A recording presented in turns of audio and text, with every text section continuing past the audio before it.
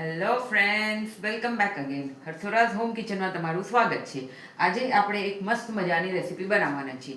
Italian recipe છે. એનું નામ છે સ્પિનિચ રેવોલી ક્રીમી. તમે એ ખાશો એટલે તમને ખાવાની બહુ જ મજા આવી જશે ફ્રેન્ડ્સ. આપણે રેસ્ટોરન્ટમાં જઈએ ને ખાઈએ, પણ આજે બેસિક ઇન્ગ્રીડિયન્ટ્સથી આપણી રેસીપી ઘરે બનાવશું અને ફટાફટ બની જાય છે ફ્રેન્ડ્સ. ચાલો આપણે રેસીપી ચાલુ કરીએ. એના માટે મેં હાફ કપ મેદો લીધો છે, હાફ કપ રવો લીધો છે, સ્વાદ પ્રમાણે મીઠું નાખવાનું છે, તેલ નાખવાનું છે થોડુંક, અને લોટ બાંધી લેવાનું છે ફ્રેન્ડ્સ આપણને એનું.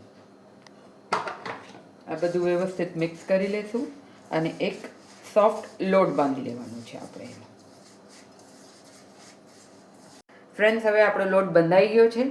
હવે આપણે એને રેસ્ટ કરવા દઈશું અને આપણે રેવોલીની સ્ટફિંગ સ્ટાર્ટ કરશું બનાવવા માટે. પેન લેવાનું છે, એમાં 2 ટેબલ સ્પૂન જેટલું બટર નાખવાનું છે ફ્રેન્ડ્સ.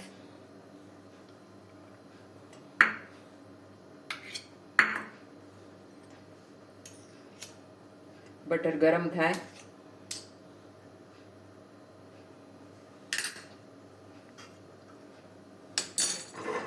અને સરખું બટરને ગરમ થવા દઈએ આપણે ફ્રેન્ડ્સ. બટર પીગલે એટલે એમાં સીધું લસણ નાખી દેવાનું છે આપણને. આ 8 થી 10 કણી લસણ બારીક કટ કરીને મેં રાખી છે કરીને. આપણે એને સોતે કરી લેવાનું છે એમાં.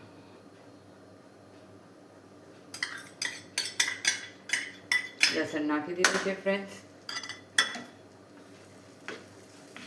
વ્યવસ્થિત રીતે લસણને સાતડી દેવાનું છે એમાં.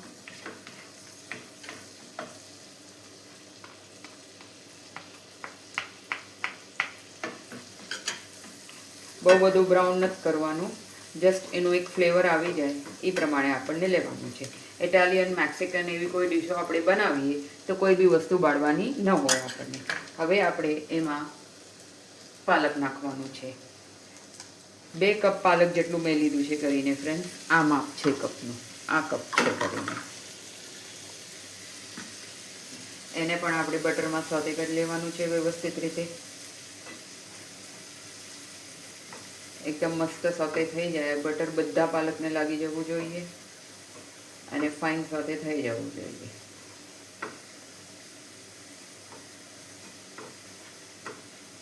હવે આપણે એમાં થોડા મસાલા એડ કરશું. એ છે ચીલી ફ્લેક્સ, તમારા સ્વાદ પ્રમાણે, જેવું તમને તીખું કેવું ભાવતું હોય. પછી ઓરિગેનો, અને હવે આપણે બ્લેક પેપર નાખશું એમાં. Chilli flakes, oregano, black paper નાખ્યું અને સોલ્ટ ટેસ્ટ પ્રમાણે નાખવાનું છે, કેમ કે બટર બી છે એમાં. આ બધી જ વસ્તુને આપણે વ્યવસ્થિત રીતે મિક્સ કરી દઈશું ફ્રેન્ડ્સ.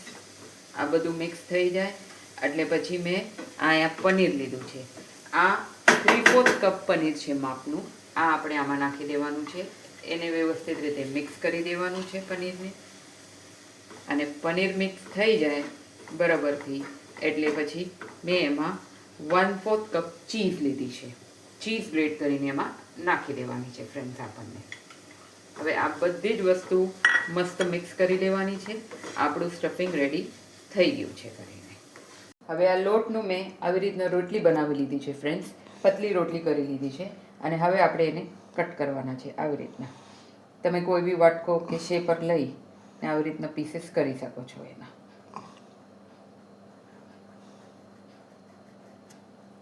હવે આ રેડી થઈ ગયા છે આપણા ફ્રેન્ડ્સ.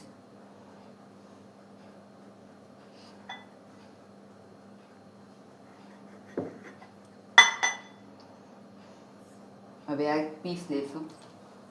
એમાં આપણે થોડોક મસાલો સ્ટફ કરશું ફ્રેન્ડ્સ. મસાલામાં તમે કાંદાએ નાખી શકો છો, ટેસ્ટ બહુ સારું આવે છે કાંદાથી કરીને. અને બીજો એક પીસ લઈ અને એને એના પર વ્યવસ્થિત રીતે આમ મૂકી દેવાનું છે કરીને. આવી રીતના ચિપકાવી દેવાનું છે ને આવી રીતના બધા જ પીસ તમને રાવોલીના રેડી કરી લેવાના છે ફ્રેન્ડ્સ. આમ થવું જોઈએ.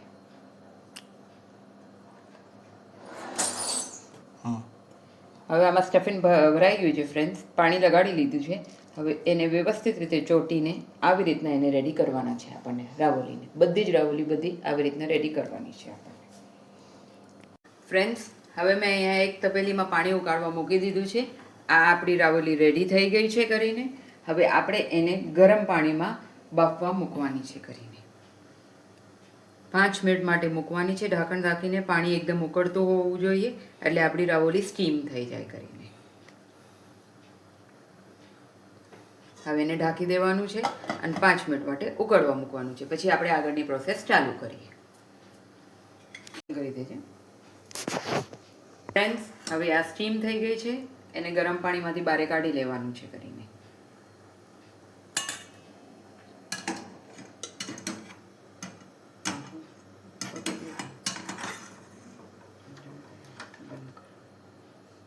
ફ્રેન્ડ્સ, હવે રાવોલીને આપણે બટર સાથે થોડુંક ગ્રીસ કરી દઈશું કરીને, એટલે ટેસ્ટ બહુ સારું આવે. એમાં થોડુંક બટર નાખવાનું છે. બટર ગરમ થાય આપણું એટલે એમાં ચીલી ફ્લેક્સ ને ઓરિગેનો નાખવાના છે.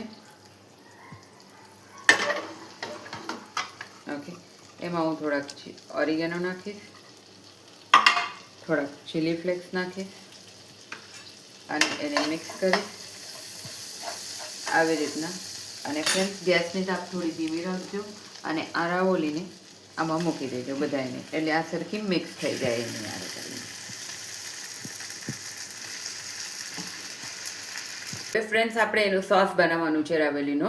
આપણે એ તૈયાર કરી છે. એના ઇન્ગ્રીડિયન્ટ્સમાં મેંદો જોઈશે, બટર જોઈશે, ચીઝ સ્લાઇસ જોઈશે, ઓરિગેનો, ચીલી ફ્લેક્સ, કાળી મરી, મીઠું અને દૂધ. હવે આપણે એમાં બટર નાખીએ છીએ કરીને ફ્રેન્ડ્સ. બટર થોડું ગરમ થાય એટલે એમાં તરત જ મેંદો નાખીને એને થોડું કૂક કરવાનું છે. બટરમાં મેંદાને કૂક વ્યવસ્થિત રીતે થઈ જાય, થોડુંક ખાલી મેંદાનું કચાસ પણ આપણને કાઢવાનું છે ફ્રેન્ડ્સ. એ થઈ જાય એટલે આપણે તરત જ 2.5 કપ દૂધ નાખવાનું છે ફ્રેન્ડ્સ એમાં. અને દૂધ નાખીને તરત જ મિક્સ કરવાનું છે આપણને, એટલે કોઈ લમ્સ રહે નહીં કરીને. ફ્રેન્ડ્સ, એના માટે હું આ છળની યુઝ કરું છું કરીને, એમાં કોઈ લમ્સ રહે નહીં. બટર ને મેંદો એમાં સરખી વ્યવસ્થિત રીતે મિક્સ થઈ જાય અને એને હલાવતા જ રહેવાનું છે કે બધી વસ્તુ વ્યવસ્થિત રીતે મિક્સ થઈ જાય. એમાં કરીને લમ્સ આવશે તો મજા નહીં આવે ખાવાની તમને ગ્રેવીમાં. આ થઈ જાય ફ્રેન્ડ્સ એટલે પછી તમને એમાં oregano, chilli flakes, black paper અને ટેસ્ટ પ્રમાણે સોલ્ટ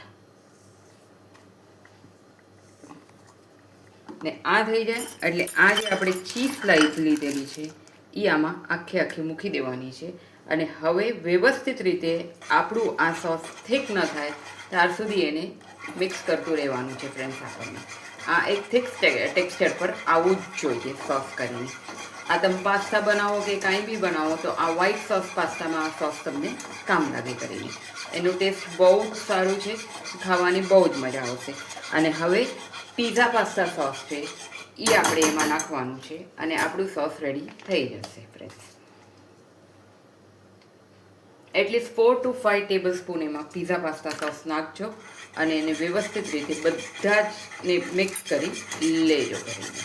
જો આપણું સોસ થીક ટેક્સચર પર આવી ગયું છે અને રેડી થઈ ગયું છે ફ્રેન્ડ્સ.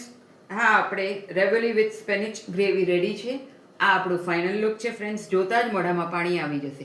જો તમને મારી રેસીપી ગમી હોય તો પ્લીઝ મારા ચેનલને લાઇક કરજો, શેર કરજો, કમેન્ટ કરજો અને પ્લીઝ પ્લીઝ પ્લીઝ સબસ્ક્રાઈબ કરજો ફ્રેન્ડ્સ. તો કાલે આપણે ફરી મળીએ એક નવા વિડીયો આરે. અને ફ્રેન્ડ્સ, હું તમને કાંઈ બી હજી નવું જાણવું હોય કે તમને કોઈ બી રેસીપીની જોઈતી હોય તો મને કમેન્ટમાં લખજો, તો હું તમને ડિટેલ્સ મોકલાવીશ ફ્રેન્ડ. પ્લીઝ પ્લીઝ પ્લીઝ હજી એકવાર રિક્વેસ્ટ, સબસ્ક્રાઈબ કરતા ન ભૂલતા. See you tomorrow friends with new recipe. Okay, tata, bye. Friends, મારા રેસીપીને શેર કરતા પ્લીઝ પ્લીઝ પ્લીઝ નહીં ભૂલતા. ડેફિનેટલી મારા રેસીપીને શેર કરજો અને તમે એક વખત ટ્રાય કરજો. તમને લોકો ખાવાની બહુ જ મજા આવી જશે.